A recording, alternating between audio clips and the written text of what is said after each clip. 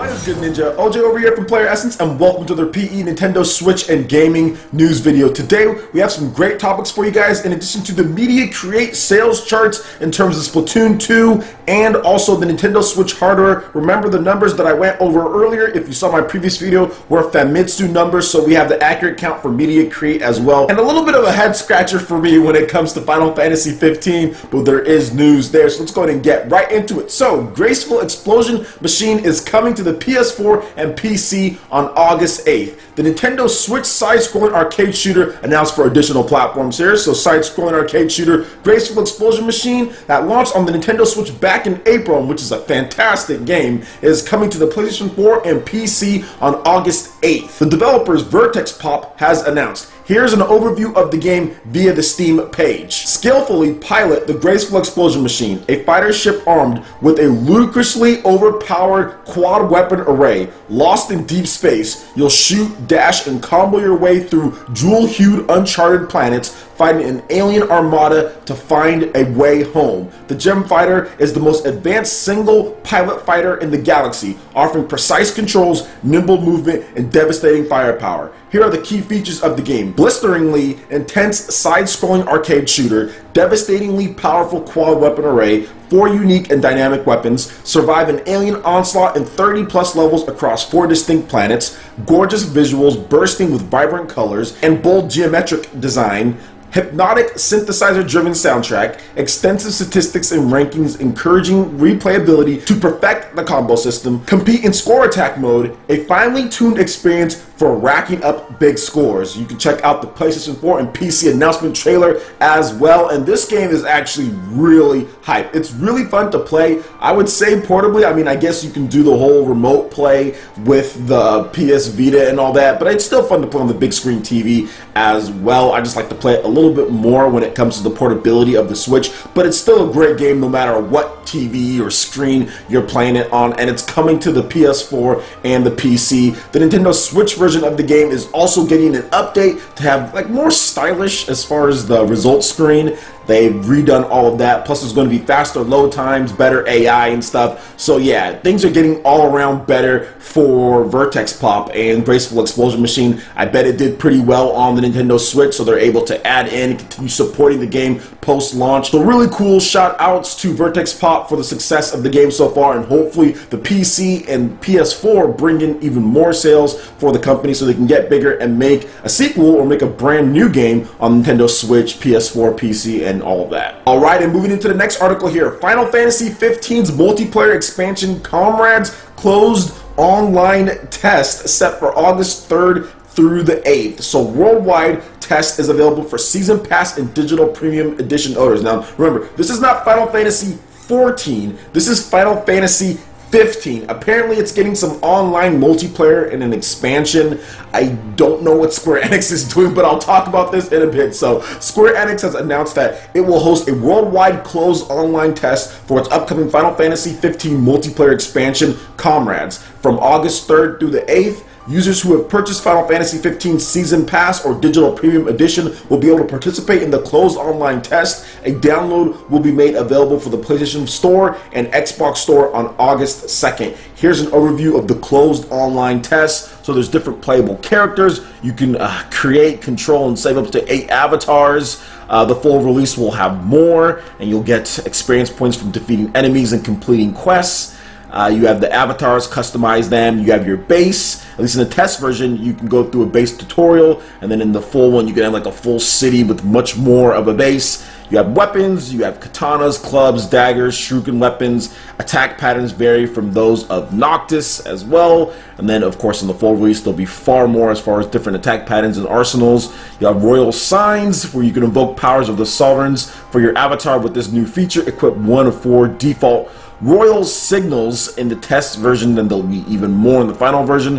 Plus there's quests, meals, metro shards, or meteor, sorry, not metro shards, meteor shards, and other systems with being able to interact with other players using preset chat messages, and supports voice chat as well. And then in the final release, you'll enjoy these additional features: make camps for meetups with friends, expand/customize preset chat messages, receive quest report cards, take new photographs, and more information will come as time goes on. I'm not really sure what's going on with Final Fantasy 15, why they feel they need a multiplayer expansion when they already have Final Fantasy 14, which is a online multiplayer type of game, MMO, but apparently Final Fantasy 15 it needs online multiplayer. I'm not sure what they're trying to do here. I think they're trying to prolong sales or boost sales or continue to have sales go on. Maybe the sales have dropped off, so they figured they can add this thing in there, but obviously they've been working on this for a while. So yeah, either way, what do you guys think about this? It seems pretty cool, but we've seen this before from some games that are normally single player decide to kind of tack on multiplayer. I know Batman, like Arkham Origins, had some type of multiplayer tacked on, and that wasn't very good, and that was shut down before anything. So we'll see with this one. Obviously, Square Enix does have some experience making some good multiplayer games in the past. They've done it before on various systems. I just don't know about Final Fantasy 15 and making this basically an expansion. So is it going to come by itself as well? I mean, is it going to be a standalone? I'm pretty sure there might be standalone ones. I'm not sure. Do you download it afterwards? How big is this going to be? So there's a lot of questions to be answered, and I'm pretty sure we'll get those answers later down the line. I'm just not sure about all of this right here. And hopefully it comes to Steam. I think at some point Final Fantasy 15 needs to come to Steam, right? I think that's probably going to be the best version if they can make it for that. I just doubt they want to do the work in order to optimize for PC as far as getting all the players who want to play on there. So maybe one of these days Final Fantasy 15 will come to PC along with this multiplayer as well. But let me know what you guys think about all this in the comment section below. It seems like it might be pretty cool, but we've seen this before from single player games that want to delve into the multiplayer route. Doesn't always end very well, but like I said, we'll see what happens there. You never know. It could be really good. All right, and moving on to the last article here. The Media Create sales charts are live. This is from July 17th, 2017 through July 23rd, 2017. And of course, the Nintendo Switch and Splatoon 2 have dominated the charts. So Splatoon 2 sold 648,085 copies during its first week of sales, making it both the biggest debut for a Switch title and the highest selling Switch title to date. The latest Media Create sales charts have revealed, and remember they're talking about Japan only with these. Now the 3DS version of Layton's Mystery Journal opened at 70,867 units. Nintendo Switch hardware sales saw a significant boost this week thanks to the release of Splatoon 2, where it sold 31,000 more units than the previous week, 31,906 units to be exact, and the total sales, according to the Media Create, were 98,999 units sold as far as Switch hardware. Now let's go down the line here because there's some pretty cool software sales as well. Obviously, Splatoon 2 was number 1, 648,085 units. Number 2 was Layton's Mystery Journal, like we talked about, 70,867 units, which is pretty good. Number 3 was Hey Pikmin for the Nintendo 3DS at 21,628 units sold. Number 4, what we talked about, was the Sumiko game, and that sold 20,883 units. Number 5 was Final Fantasy 12 The Zodiac Age from Square Enix with another 19,049 units for a grand total of 119,813 units. And I have to say something about this game because I talked about this via Twitter, and I want to just make sure that I mention it right now, that like that seems kind of low for Final Fantasy, especially for a remake. The quality, like how big that remake was for the system, I think with only 119,000 units in Japan alone, I think that's due for a Nintendo Switch port. Number 6, we have Mario Kart 8 Deluxe on the Nintendo Switch with another 12,980 units for a grand total of 588,028 units. At number 7, Fate Extella, the Umbriel Star, the limited edition, which is included, and that sold actually more than what I thought it was going to sell at 10,247 units based on the Tutsaya charts and all of that. So not too bad, especially for an older port of a game that hasn't really scored that well, but overall kind of low. At number 8, we have ARMS, which is continuing to sell with another 7,984 units for a grand total of 177,987 units. At number 9, we have Gundam Versus on the PS4 with another 6,665 units for a grand total of 143,844 units on there. And then rounding out the top 10, The Legend of Zelda Breath of the Wild on the Nintendo Switch, limited edition included, with another 5,989 units for a grand total of 543,016 units. So once again, very good sales for Nintendo Switch across the board. The Nintendo Switch sold a lot of systems this week. Going down to the hardware sales, we have Nintendo Switch at number 1 with 98,999 units. At number 2, we have the PlayStation 4, and if you combine that with the PlayStation 4 Pro, Sony hit 30,000 plus units. At number 3, we have the Nintendo 3DS and all the different versions, so the 2DS LL, the new Nintendo 2DS, all of that stuff is over, I think, yeah, 30,000 units as well when you combine all of that.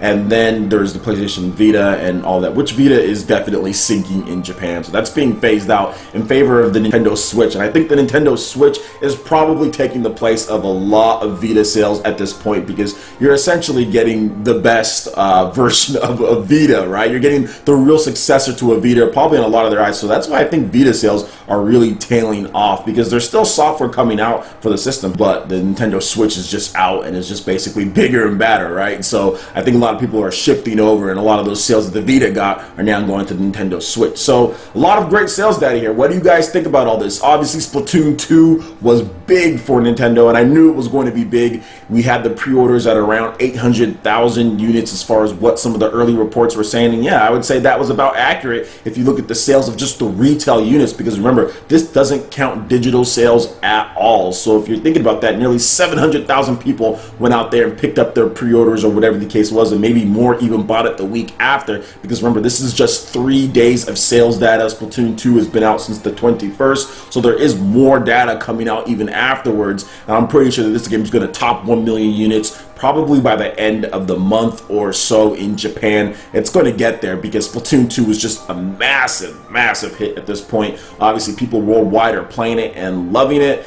And I have to say, with Splatoon 2, I need more time to play the game. There's just been so much news and so much stuff that I've had to cover. Haven't had as much time, but we will be having Splatoon 2 for today's PE Arena, so make sure you stop by. Check out the links in the description below to how to get in on the action via the Patreon page. Alright, Ninja, that wraps it up for this video here. Go ahead and check out the links in the description below. We've got Facebook, we've got Twitter. Give us a like and a follow on social media. It really helps us spread the content of PlayerEssence across the interwebs in addition to YouTube. Also, make sure you check out our Patreon page. Pledge any tier, be entered in to win some awesome prizes each month. In addition to that, we have Discord voice chat and $10 prize eShop tournaments for Mario Kart 8 Deluxe, Splatoon 2, and more. So support PE Live and PE Arena right here on PlayerEssence. Also, make sure you hit that like button if you did like this video. It lets me know you guys want more content like this going forward in the future. And subscribe to PlayerEssence for the latest news, reviews, discussions, and more. Thank you so much for watching, and we'll catch you, Ninja, for the next video. Peace.